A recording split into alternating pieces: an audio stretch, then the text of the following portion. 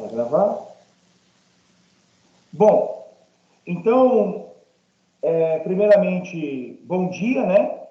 Eu quero, de antemão, agradecer aí a equipe gestora da ETEC Pedro da Arcádia Neto por ter abraçado, né, a ideia da realização dessa atividade mesclando a interdisciplinaridade, geografia e história, num contexto de um tema extremamente atual, né? Tema este aí que traz na sua gênese, que traz na sua essência, as questões ligadas, né, aos conflitos entre palestinos e israelenses e palestinos, né?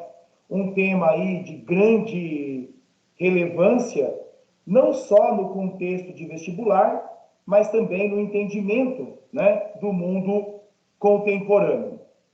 Então, quero também agradecer aí aos professores que gentilmente cederam o horário das suas aulas para a gente fazer a atividade de hoje e, em especial, também agradecer aí a presença, né, dos nossos alunos do ensino médio que estão aí já se fazendo presente para participar dessa atividade, tá? Também quero agradecer ao professor Dr. Germano Esteves, colega aí de longa data de militância política, militância ideológica e parceria em diversos projetos e ambientes de trabalho, que também gentilmente aí aceitou em estar participando desta atividade, que com toda certeza vai engrandecer muito, né, o nosso evento. Então, Germano, obrigado. Eu que agradeço, Thiago, meu querido. Agradeço também o convite, a equipe, a Patrícia, a Beth, né, que eu já conheço faz muito tempo, mas não via. É com muita alegria que eu aceitei esse convite para vir falar sobre um tema deveras importante, de extrema importância, né, não só para os vestibulares, mas também para a questão atual, para a gente entender o que acontece ali na região da Palestina, na região do Oriente Médio, uma região extremamente conturbada, de fato, e por ser berço, de fato, das três grandes religiões monoteístas do mundo. Tá? Tranquilo. Esse é o grande lance. Germano, então eu vou iniciar o compartilhamento. Perfeito. Certo? Pessoal aí de casa, a qualquer momento que vocês tiverem dúvidas, tá? Por favor, só abrir o áudio, tá certo? E ir perguntando, tá? Então, vamos lá. Perfeito. Então, bom dia a todos e a todas, né? Como eu disse, eu agradeço demais o nosso querido amigo Thiago aqui pelo convite, né? Meu colega de trabalho, meu esse pessoal, e a gente vai falar da questão da Palestina e Israel no contexto histórico e geopolítico. Mas para fazer essa reflexão sobre o que acontece de fato na Palestina atual, a gente tem que entender de onde vem esse conflito, né? De onde vem essa história, de onde nasce esse conflito. E esse conflito nasce lá, né, na Antiguidade, né, com os hebreus. Os hebreus eram um povo que vivia, né, na região da Mesopotâmia, de fato, etimologicamente hebreus, que quer dizer, de fato,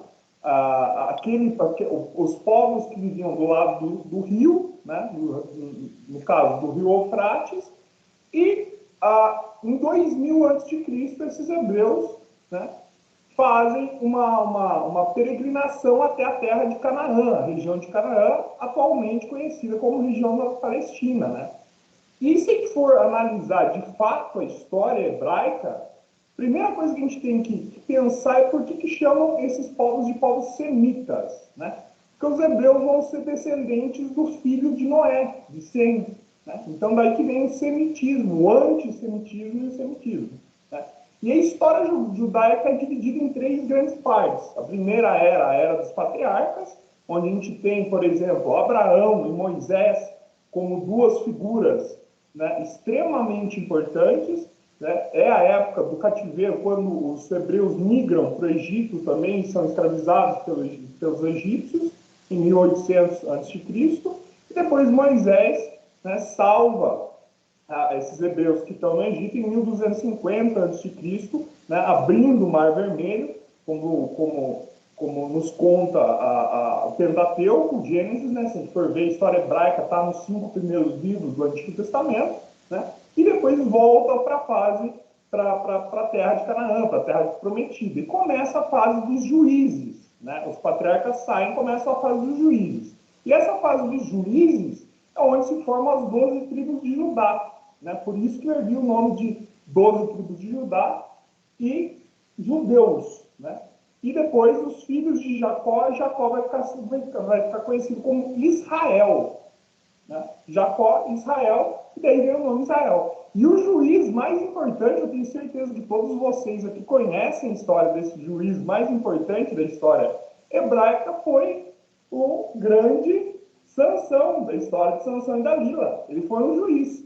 E a última fase, então, da história judaica, hebraica, como queiram, né?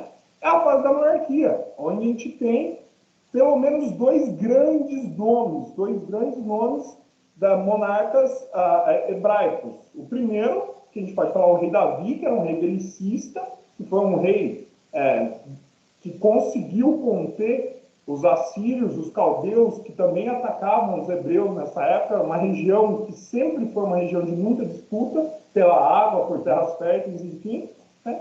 E o segundo grande monarca, e esse é conhecido mesmo, é Salomão, que construiu o templo em Jerusalém, enfim, que tem um conhecimento que é conhecido como o monarca mais sábio da história hebraica, né?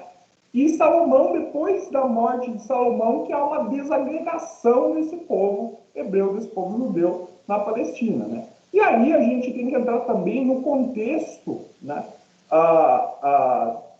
da expansão macedônica, que a gente vai ver a expansão de Alexandre o Grande, que tem um certo respeito por esses hebreus, né, que praticam a religião judaica posteriormente, e depois a gente vê o domínio de quem também? De Nabucodonosor, no cativeiro da Babilônia. Os hebreus também vão ser presos, né, e depois soltos, né? E depois vem um outro império ainda, né, para sufocar um pouco mais esses judeus, né, que é o Império Romano, né? A Palestina, a região da Galiléia, vai ser uma província do Império Romano. E é interessante a gente pensar nisso, Thiago, porque quem domina politicamente a Palestina, a Galiléia, é o Império Romano. Quem que é o grande governador na época de Cristo, por exemplo? É Pôncio Pilatos. Só que Roma tinha uma política muito interessante com relação à religião dos outros povos. Eles interferiam em toda a parte econômica, em toda a parte social, em toda a parte, digamos, política e administrativa, só que não interferiam no plano religioso. Então, por isso, quando Jesus, só para entrar nessa história, né, quando Jesus começa a incomodar os membros do Sinédrio, que é um alto sacerdócio judaico, esses membros do Sinédrio vão para o governador da província da Galiléia, que é Pôncio Pilatos, e falam, ó, tem um galileu maluco aí, está entrando no templo, está chutando os mercadores, as mercadorias e tal. O que Pôncio Pilatos faz? Fala assim, ó, o problema não é meu, eu lavo as minhas mãos. Quem vai julgar o Galileu vão ser vocês. Eu aplico a pena. Porque isso é dever do Estado, dever do Estado romano. E aí isso que acontece. Quem condena de fato Jesus Cristo é quem? São os judeus, né? Que salvam Barrabás, que é um assassino ladrão, né? E enfim, condenam Cristo à crucificação. Ó. E aí a gente tem o problema da diáspora. Olha lá, depois do reinado de Salomão, o reino de Israel se enfraqueceu, como eu disse, né? Foi dividido. Ó. A unidade territorial foi quebrada e quando o reino se dividiu em dois, o reino de Judá e o reino de Israel. Ó. Esse enfraquecimento permitiu o quê? Que assírios, caldeus, como eu disse, persas, macedônios e romanos conquistassem essa região. E aí você percebeu, Germano, o quanto que hoje, quando nós falamos dos conflitos contemporâneos, né, entre palestinos e israelenses, ou muçulmanos e judeus, se quiser fazer a divisão da identidade étnica nacional ou identidade religiosa, hoje não tem como falar do conflito sem falar da questão território. Não. E você vê que a questão território, a questão água, a questão solo agricultável, remete a uma questão milenar. Nós não estamos falando de uma divergência que nasceu em 1947. Agora, que nasceu na contemporaneidade. Com a criação de Israel, não. A gente está falando de uma divergência que remete né, há muito tempo. 3.000, 4.000 anos. E os pilares são os mesmos. Exatamente. Né? Exatamente. Olha lá, a gente vê que durante o período babilônico, ó, os caldeus, os hebreus foram escravizados e o templo de Jerusalém foi pela primeira vez destruído no século VI a.C. Né? Só que os judeus, eles não vão ter só esse problema. Eles vão ter um problema muito grande com o Império Romano, por causa dessa dominação romana no século I, dentro da região da Galiléia, da Palestina. Ó. Depois que os hebreus foram libertos da escravidão na Babilônia, o templo foi reconstruído, mas novamente destruído, dessa vez pelos romanos em 70 d.C. É aí que é o início da diáspora judaica. Ó. O domínio romano foi, inclusive, um momento de tensão na história hebraica. Ó. As rebeliões contra os romanos foram frequentes e resultaram nas famosas guerras romano-judaicas e no famoso cerco de Massada, né, que os judeus semaratitas sobem até Massada, que era um platô, e lá eles cometem o sacrifício ritual. Todo mundo comete suicídio ritual para não ser pego pelos romanos. Né? Então, ó, esse domínio romano, né, foi inclusive um momento de tensão muito grande. Né? E essas rebeliões fizeram com que os judeus não ficassem mais na região da Palestina e começassem, de fato, devido a essa violência romana, esses hebreus começaram a se dispersar tanto para o Oriente, mas mais para o Ocidente, entrando em terras ocidentais. Esse evento, né, de 70 depois de Cristo e a guerra judaica, romano-judaica de 73 e 74 depois de Cristo, é conhecido como diáspora judaica. Depois dessa diáspora judaica, e a gente sabe muito bem disso, o reino, o Israel, o judeu só vai ter uma terra dele somente depois de 1948. 1942, 1000 anos praticamente depois. Quase 2.000 anos Num depois. dos processos geopolíticos contemporâneos mais polêmicos da história, e um detalhe que eu vou comentar depois, né, numa sessão da ONU presidida por um brasileiro, Oswaldo Aranha. Exatamente. Inclusive tem o nome de uma rua que conhece isso. Oswaldo Aranha vira nome de rua em qualquer lugar, né? Só que a gente não pode falar também só sobre os hebreus, gente. A gente tem que falar sobre os muçulmanos, ou o Islã, né? Islamismo é religião e muçulmano é aquele que pratica o islamismo, tá, gente? Então a gente vê como que nasce esse islamismo, que também é uma religião monoteísta, que vai o quê? Que vai se desmembrar desse grande tronco que vem lá de trás dos hebreus. Né? Porque Jesus, por exemplo, no Alcorão é considerado um profeta, Abraão é considerado profeta, Moisés, Salomão e Davi. Né? Só que a gente vê o quê? No primeiro momento, essa Arábia pré-islâmica, que é a Arábia dos beduínos, era uma Arábia que tinha um politeísmo muito grande, cultuavam vários deuses, né? A pedra negra significava vários deuses, e de um secretismo religioso muito grande. Só que eles não entravam tanto em guerras religiosas. O deserto, a gente sabe que é uma região árida, difícil de se viver, inóspita, então esses árabes viviam no semi-nomandismo, os beduínos praticavam o butim, que era o saque a caravanas, né? E a gente vê na região da Arábia Saudita que o litoral é urbano e comercial, e Meca, que é a principal cidade, né, que é governada pela tribo dos Coraixitas, que são politeístas, dominam toda a política da região.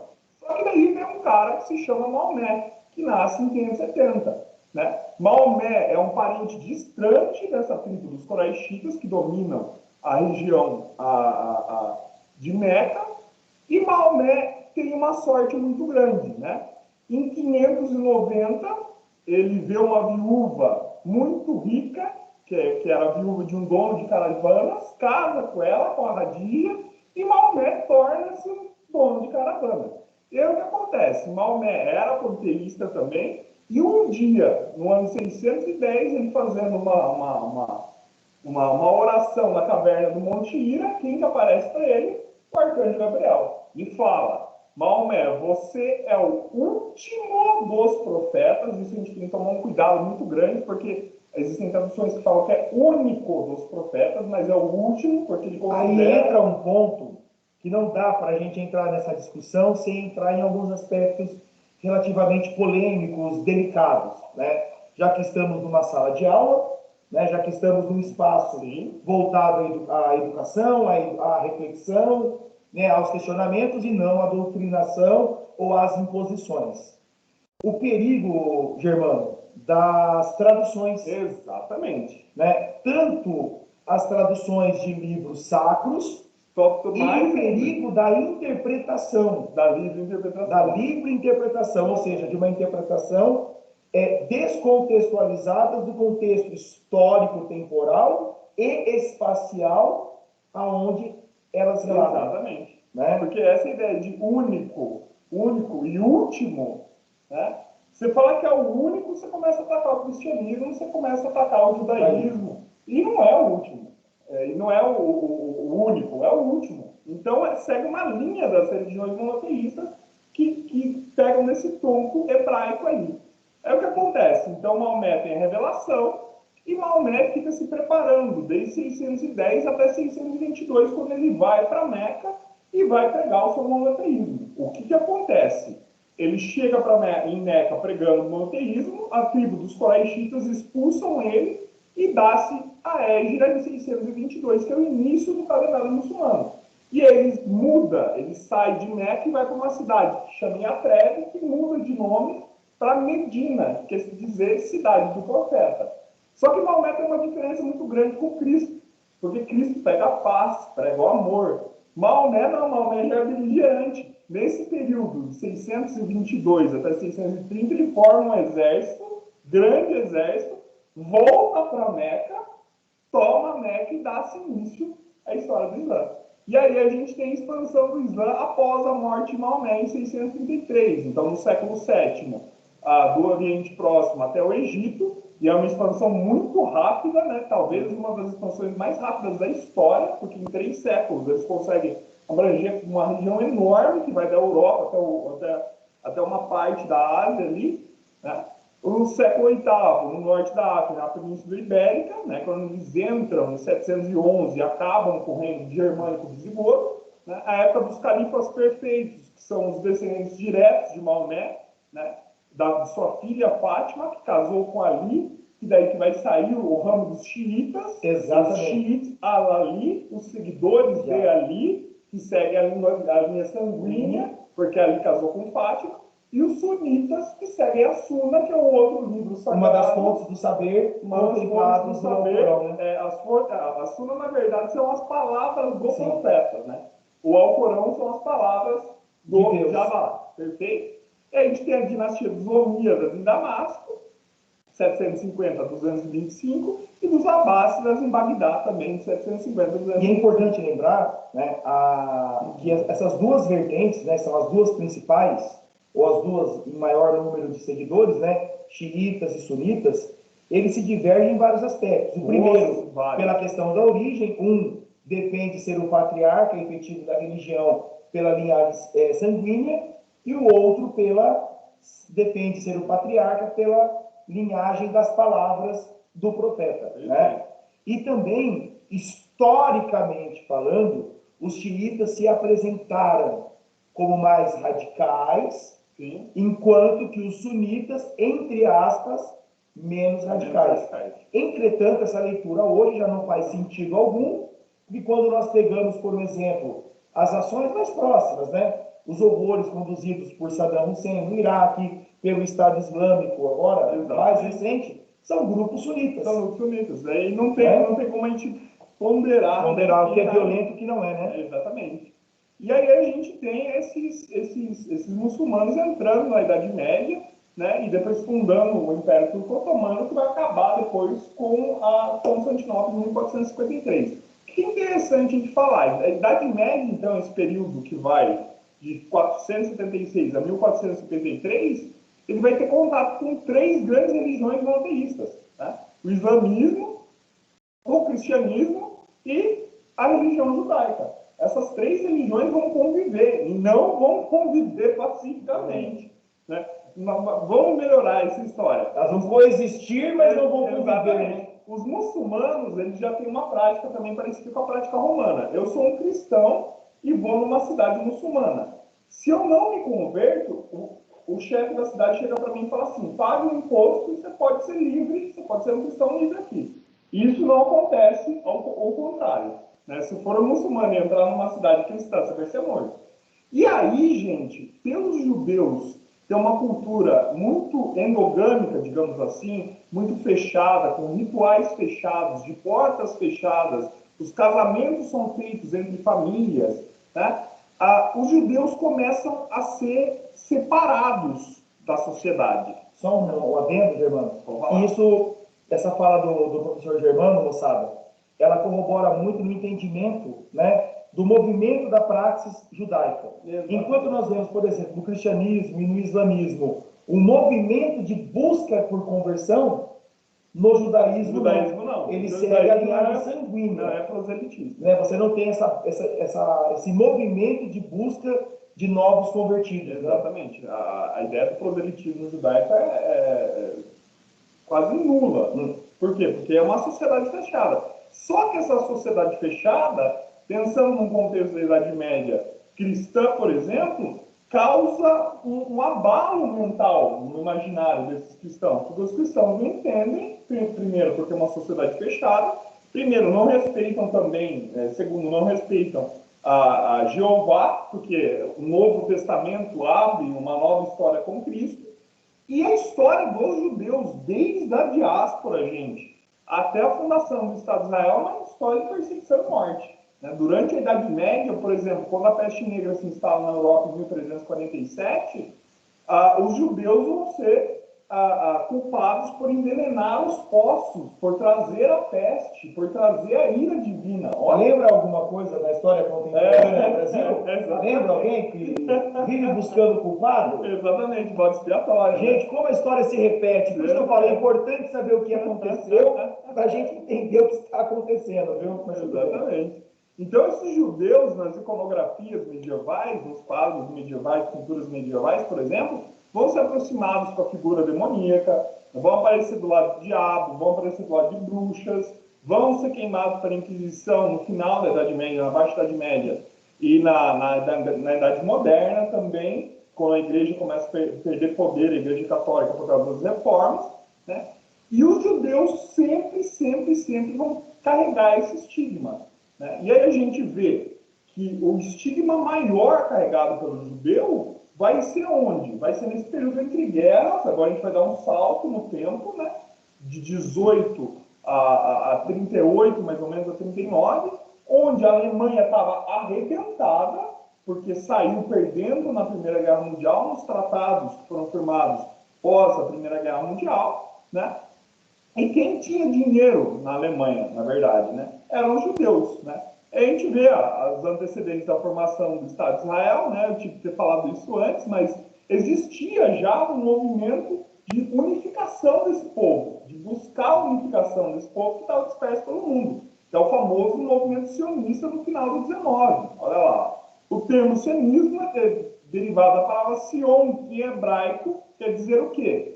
Elevado, ó. Originalmente Sião, ou Sion era o nome de uma das montanhas, colinas, que cercavam a Terra Santa, ó, onde existia uma fortaleza do mesmo nome. Durante o reinado do rei Davi, Sião se tornou sinônimo de Jerusalém, ou da terra de Israel. E aí eu faço um adendo também, que Jerusalém vai ser a cidade santa para 3 religiões, gente, e isso não é fácil.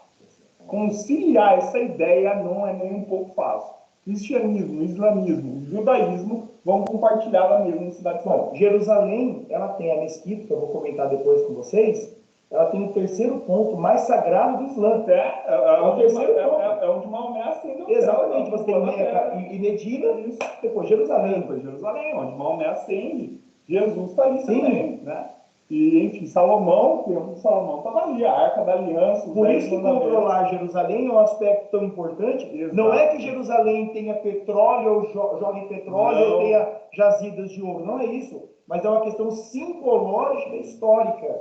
Exatamente. Né? Exatamente. A gente vê que durante o reinado de Davi, Sião se tornou um sinônimo de Jerusalém ou terra de Israel. E em muitas passagens bíblicas, os israelitas são chamados de filhos ou filhas de Sião. Por isso que pode aparecer, gente, fiquem bem atentos a isso, que em vestibular, em concursos, aparece sionismo às vezes, né? Como esse movimento de criação do Estado de Israel. Então é um termo que vocês têm que saber. né? É um termo que tem que estar na mente de vocês, ó. O chamado sionismo moderno articulou-se e desenvolveu-se especialmente a partir da segunda metade do século XIX, em especial entre os judeus da Europa Central e do leste europeu, é claro, que viviam sob pressão das perseguições e massacres sistemáticos, gente, provocados pelo antissemitismo crônico dessas regiões, né? E a gente vê esse antissemitismo, ó, quando a migração judaica se intensifica após a Segunda Guerra Mundial, devido ao quê? Devido aos episódios protagonizados pela Alemanha nazista, pelo Holocausto. 6 milhões de judeus mortos em campos de concentração. Isso é um número que a gente tem, é um número que nos foi dado. Ou seja, a chance de ser muito maior, mas muito maior, né? E aí o debate sobre a criação do Estado judaico na Palestina ganhou força, olha lá, principalmente após esse momento, mas havia uma complexa questão que envolvia, ó, os habitantes árabes da região, cerca de 2/3 de uma população de 2 milhões, discordavam dessa criação, né? E aí veio o Plano UNGA. O que é o Plano UNGA, né? A United Nations General Assembly, uma Assembleia Geral das Nações Unidas, que foi feita em 1947, da qual participou o Oswaldo Aranha. Foi presidida, né? Foi presidida pelo Oswaldo Aranha, que era o membro brasileiro, o representante brasileiro na ONU, né? E aí saiu a resolução a 181, né, de 1947, que fez a divisão da Palestina. Essa que é a ideia, ó. O debate sobre a criação, então, de um Estado judaico na Palestina ganhou força principalmente após esse momento. Mas havia... E ainda não podemos esquecer, né, no contexto do neocolonialismo europeu, o papel que a Inglaterra e a França tiveram no Oriente Médio. Da mesma forma que fizeram na África, fizeram no Oriente Médio com a criação de fronteiras artificiais que desconsideraram totalmente o arranjo étnico, político, histórico, religioso, cultural pré-existente milenarmente. Exatamente. Porque quem dominava a região nessa época era, como você falou, a Inglaterra. Sim. Era a Grã-Bretanha. Então, considerando aí o aumento da violência em relação ao tema, a Inglaterra decidiu levar a questão à ONU, que criou o comitê especial que eu estava falando para vocês, né, para investigar todas as questões e recomendar as soluções propostas em 47. Ó. Por isso, a Assembleia da ONU, juntamente a 33 nações, aprovaram o plano de partilha da Palestina em 2 estados. É aí que começa o problema que está durando até agora, gente. Né? De 1948 até agora isso não parou. Né? Então, um judeu, né, Estado de Israel, e o outro palestino, com os habitantes que já estavam por lá, os árabes. Dando essa sequência, porque a gente organizou propositalmente nessa linhagem historiográfica para vocês entenderem como que se deu, né, essa construção ao longo do tempo e espaço, né, quando nós vamos entrar o quê? Alguns dados geográficos, né, de Israel, né. Então, olha só, para os israelenses, Jerusalém é a capital indivisível do Estado de Israel. Certo? Israel mantém também a cidade de Tel Aviv, né, como uma segunda capital, visto que em Tel Aviv é onde abriga a maior parte das embaixadas internacionais. Capital política. Exatamente. Entretanto, tá, num movimento muito alinhado, né, entre o atual premier Benjamin Netanyahu e o ex-presidente dos Estados Unidos, Donald Trump, certo? O governo estadunidense anunciou a transferência da embaixada estadunidense de Tel Aviv para Jerusalém. E isso, para o chamado mundo árabe, foi uma afronta. Por quê? Porque esse movimento indiretamente materializou o quê? O reconhecimento dos Estados Unidos de que a capital de Israel é Jerusalém. E aí, Germano, tem um país na América do Sul, que é o 5º do mundo em extensão territorial, certo? Em que o presidente desse país manifestou em claro e bom tom também o desejo de transferir a embaixada de Tel Aviv para Jerusalém. Aí, como resposta, professor Germano, Os países árabes, sem lançar uma bomba, sem lançar nada, deram um golpe no Estado brasileiro, que foi um dos pontos mais nevrálgicos, a economia. Ou seja, os maiores compradores de proteína animal do Brasil, tanto aves quanto bovinos, são os árabes. O que eles fizeram? Não vamos comprar mais, vamos fazer boicote, vamos segurar. Mas, enfim, né, para a gente ver os contraditórios. Tem uma área de 22 mil quilômetros quadrados, uma população de 8,6 milhões de habitantes, tá? Para vocês terem uma noção comparativa, só a cidade de São Paulo tem mais de 12 milhões de habitantes, só a cidade, fora a região metropolitana. Né? As religiões predominantemente judaicas, né, 74,3%, islamismo 17,8% e o cristianismo, uma minoria absoluta, 1,9%. Depois temos algumas outras linhas, como os drusos, por exemplo, né, que tem aqui uma mescla de identidade étnica e religiosa, mas menos expressivo ainda quantitativamente. O IDH de Israel é um IDH de área super desenvolvida, né, 0,919, tá? Um PIB de 446 bilhões de dólares e uma renda per capita de fazer inveja a qualquer país do mundo. 47.600 dólares por pessoa ano. Tá? Fiz esses dados para vocês terem uma fotografia, né, geográfica e econômica dos dois lados. Olha a Palestina. Para os palestinos, Jerusalém também é a capital indivisível do futuro Estado que eles pleiteiam. O detalhe, tá? A Palestina, hoje, ela já é reconhecida como Estado observador da ONU, não é ainda um Estado pleno, mas reconhecido por mais de 100 países, inclusive o Brasil. Sim. Em outros tempos que o Brasil reconheceu. Porque hoje o Brasil já não iria reconhecer. Né? Desculpa, gente. A capital, então, a sede administrativa, fica em Ramala, na Cisjordânia, certo? Oficialmente, né, é uma república parlamentarista, então você tem ao mesmo tempo a figura do chefe de Estado, hoje, né, reconhecido aí pelo Mahmoud Abbas, certo? Que ele segue a linha do Fatah, que é uma organização política menos militarizada, certo? E que controla, sobretudo, a região da Cisjordânia.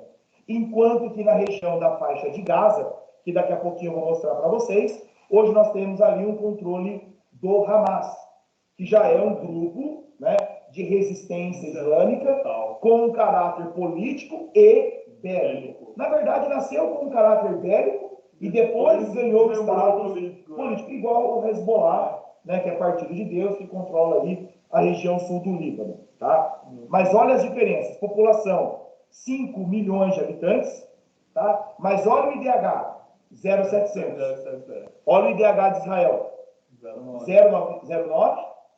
Olha aqui, 0,7. Então já começamos a perceber o quê? As diferenças grandes entre os dois territórios. Tá? Bom, em relação à evolução territorial, né? Então até 1946, tá? O que nós temos aqui de vermelho, tá? Na verdade toda essa área aqui destacada pela linha preta era chamada Palestina, certo? A área vermelha ocupada por muçulmanos, enquanto que essa área mais cinza aqui, certo? Ocupada por judeus. Então não é que não tinha judeus na Palestina. Tinha, mas era ampla minoria. Exatamente. Em 1947 foi feita a proposta de partilha da Palestina. E aí a gente já começa a ver alguns contraditórios.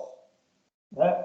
Primeiro, o território judaico, o que seria destinado ao Estado judaico, uma terra contínua. Ó, terra contínua.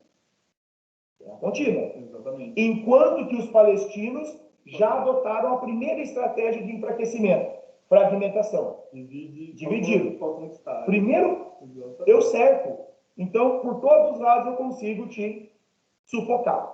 Tá?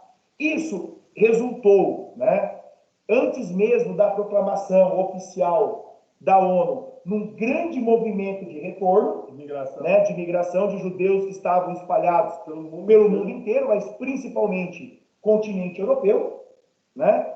Chegando aí aos milhares na região, certo?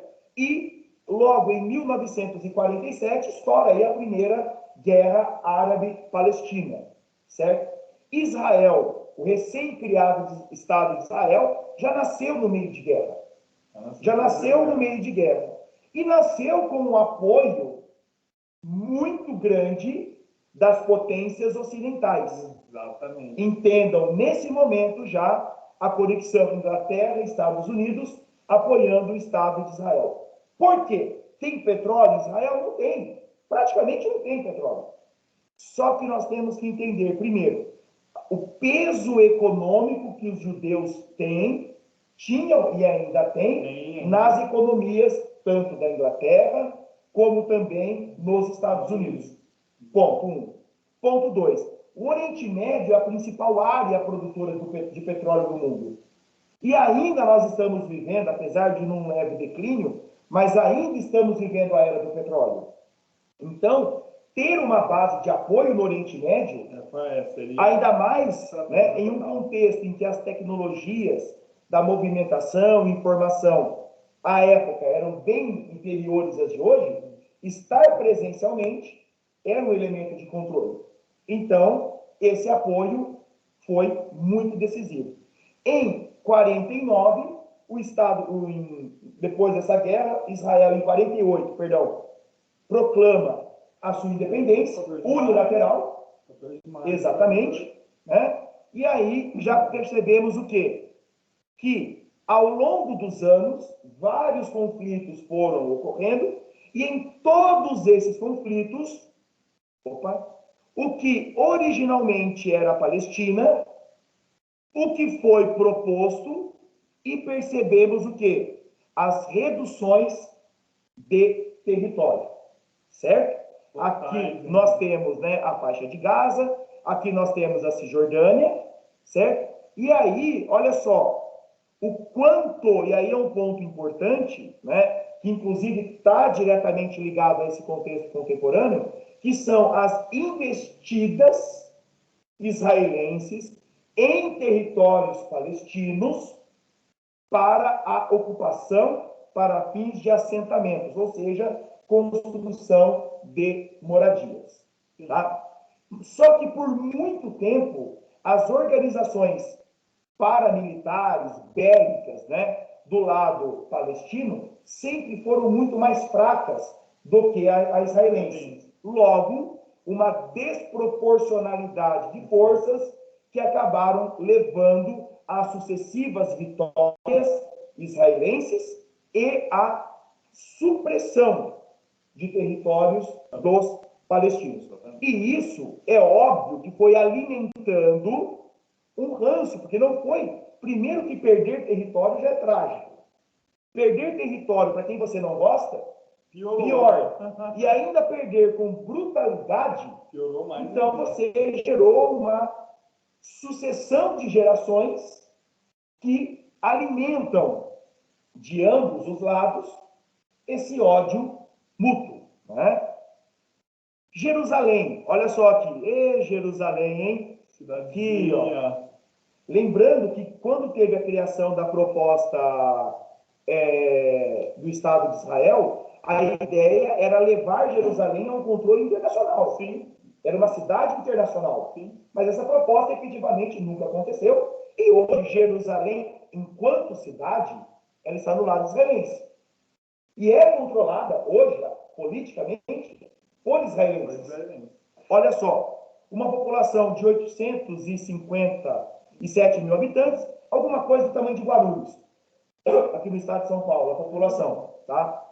Olha só, gente, como as pessoas precisam entender. Eu falo que hoje, gente, o fator religião, ele é muito mais um subterfúgio, um plano de fundo para sustentar projetos de lideranças inescrupulosas de ambos os lados que querem o poder. Exatamente. Olha só, em hebraico, Jerusalém, numa tradução, direta, a cidade da paz. Em árabe, a sagrada. Gente, olha a proximidade. Se for pegar Santo Agostinho, é Jerusalém Celeste e Jerusalém Terrestre, cidade sagrada. Sim, exatamente. Nessa região, na cidade de Jerusalém, né, nós temos aí 64% de judeus, 32% muçulmanos, 2% cristãos e 2% outras identidades religiosas. Tá? Olha o formigueiro humano que é Jerusalém. Mais de 5.700 habitantes por quilômetro quadrado. Tá? Gente, então vocês estão percebendo que nós estamos nos referindo a um território, né, que a conquista ela é muito mais simbólica do que efetivamente econômica. Exatamente. Do que efetivamente econômica. Né? Aí, olha só, Israel, o presidente é o Reuven Rivlin, que é esse cidadão aqui, e o primeiro-ministro Benjamin Netanyahu, certo? A Palestina, o território palestino, que contempla Cisjordânia, e faixa de Gaza, tem na sua liderança Mahmoud Abbas, que depois de 15 anos convocou esse ano um processo eleitoral. Certo? Já está aí com mais de 80 anos. Tá? Depois que vê que não consegue mais governar. Exatamente. Tá? Já a faixa de Gaza, que é esse território aqui, pequenininho, seria mais ou menos assim, gente, 30 quilômetros de largura, exatamente, 120 de comprimento. Imaginem vocês, Assis Maracaí de largura, depois traça uma linha reta fechando esse retângulo, Assis Londrina. É isso, a faixa de Gaza. Tá? Aí você coloca aqui, ó, a faixa de Gaza, né, que ela é conduzida, né, na verdade, militarmente, pelo Hamas. Tá? Enquanto que a Cisjordânia, pelo Fatah, ligado aqui ao Mahmoud Abbas. Ok? Mas e o estupim para o conflito atual? Falamos do contexto histórico, falamos do contexto geopolítico, mas e esse conflito efetivamente que deixou o mundo muito aterrorizado, e ainda deixa, porque estamos longe de uma segurança militar, foi o seguinte, né? O estupim para o atual choque, o mais violento dos últimos anos na parte árabe de Jerusalém, foi a ameaça de despejo de pelo menos 4 famílias palestinas do bairro Sheikh Jarrah. O bairro Sheikh Jarrah é um bairro muçulmano em Jerusalém. Jerusalém é uma cidade dividida. Então você tem ali as áreas conforme as identidades religiosas. Não é que um não pode entrar no outro, não é isso. Mas você tem essa guetificação. Não diferente do que na nossa sociedade capitalista faz uma guetificação econômica da cidade. Também. Na Idade Média também tinha. Então, a gente vê como a história se sucede. Toledo, pronto. Parte dos muçulmanos, parte dos judeus, parte dos cristãos, exatamente.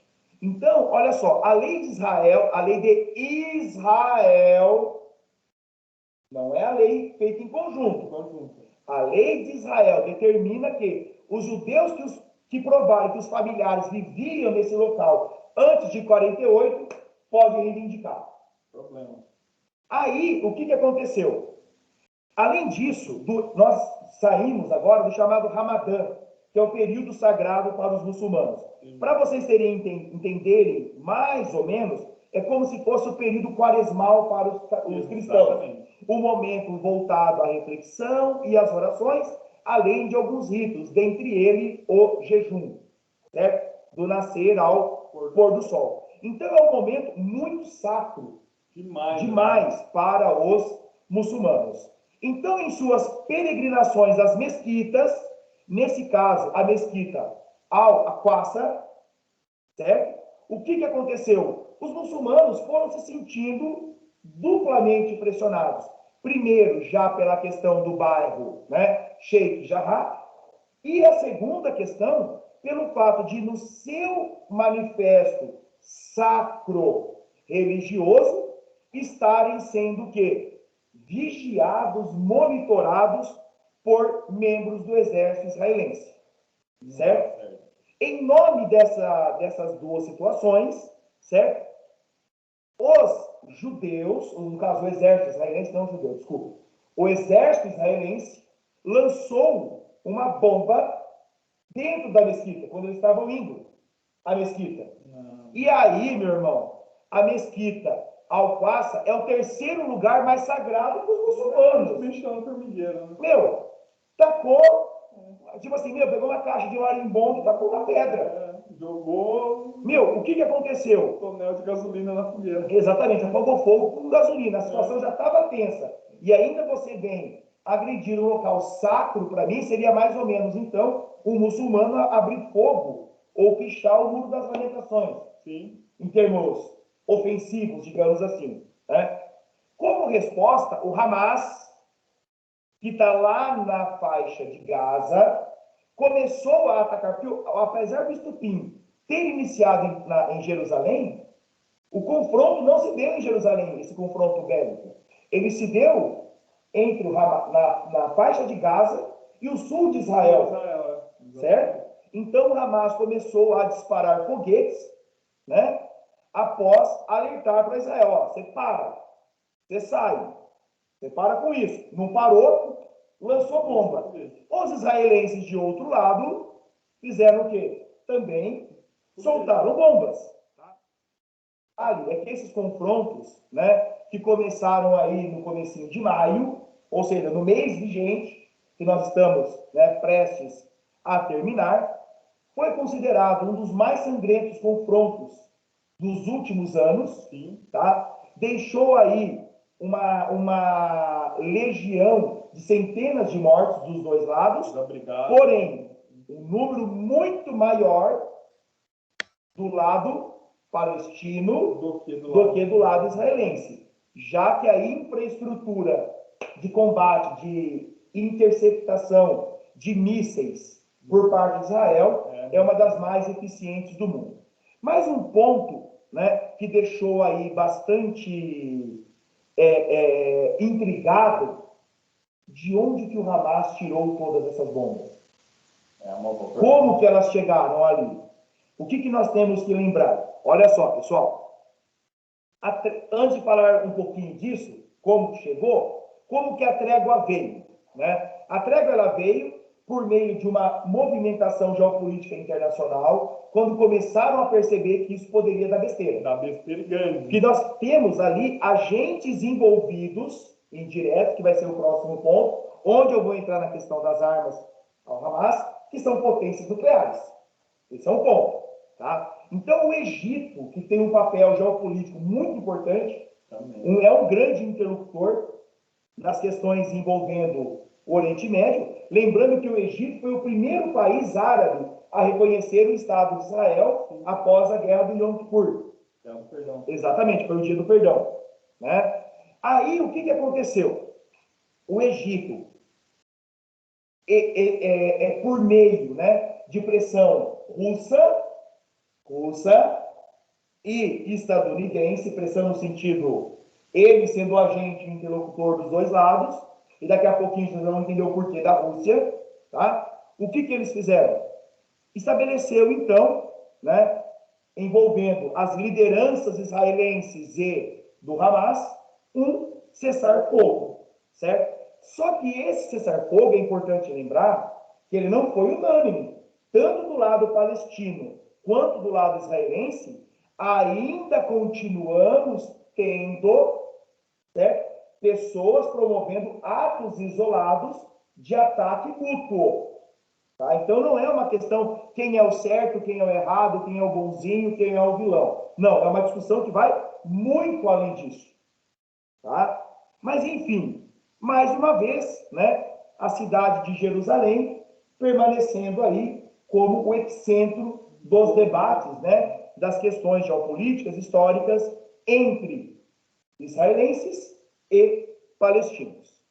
Agora, olha a questão dos agentes externos. Né? Vejam vocês. Primeiro, Germano, nós temos que entender que a Guerra Fria, apesar de oficialmente ela ter terminado no dia 25 de dezembro de 1991, certo? Naquela icônica declaração, o icônico pronunciamento de Mikhail Gorbachev, certo? Que depois de ter encontrado o Bush pai ainda. Exatamente, depois de uma ligação do Bush pai, né? Que já partiu dessa também. O Bush, não o Gorbachev. O que nós temos que lembrar?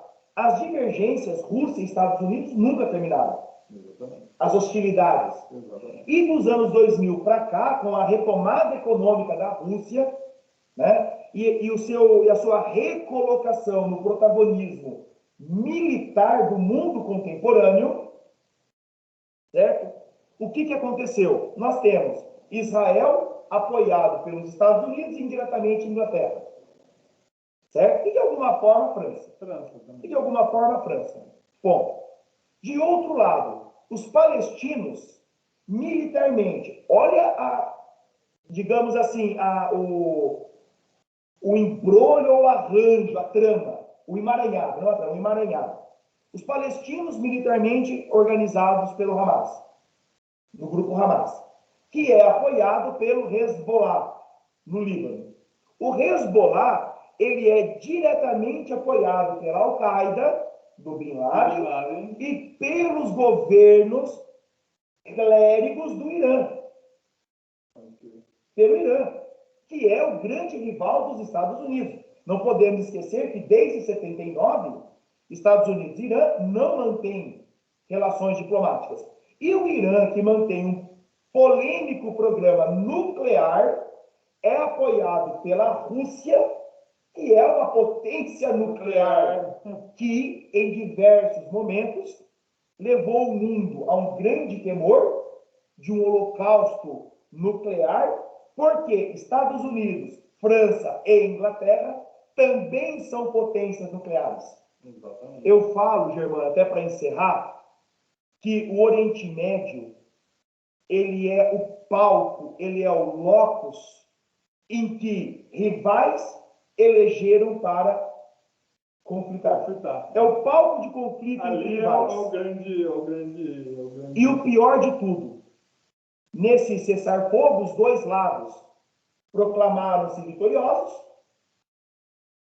os dois lados, mas na verdade nós não tivemos vitoriosos. O que nós tivemos foi um saldo de morte, um saldo de destruição, em um momento que o mundo vive um caos. A Palestina já vivia e foi agravado ainda mais um caos sanitário, um caos econômico, um caos social, e que pessoas comuns, como vocês que estão aí, como nós que estamos aqui, querem tão somente o quê? Viver. Querem tão somente existir. Certo? Então, pessoal, em linhas gerais, tá?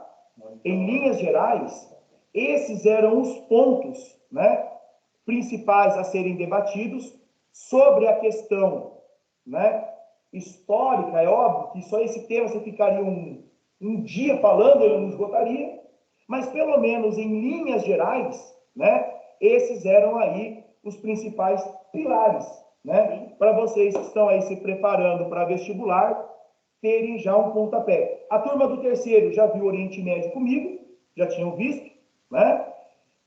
A parte geopolítica, é óbvio, né? Já tinham visto também, né, a parte histórica, aí com a Beth, né, com a Bruna, com a Cíntia, né, com os professores de história, e também agora fizemos esse debate aqui para tratar dessa questão pontual, dessa questão específica. Tá? Então, espero que vocês tenham gostado dessa proposta. Ela foi feita aí com muito carinho para vocês, tá? E, com certeza, outros eventos dessa natureza vão ocorrer, tá? Muito obrigado, gente. Valeu, galera. Valeu demais. Tiago,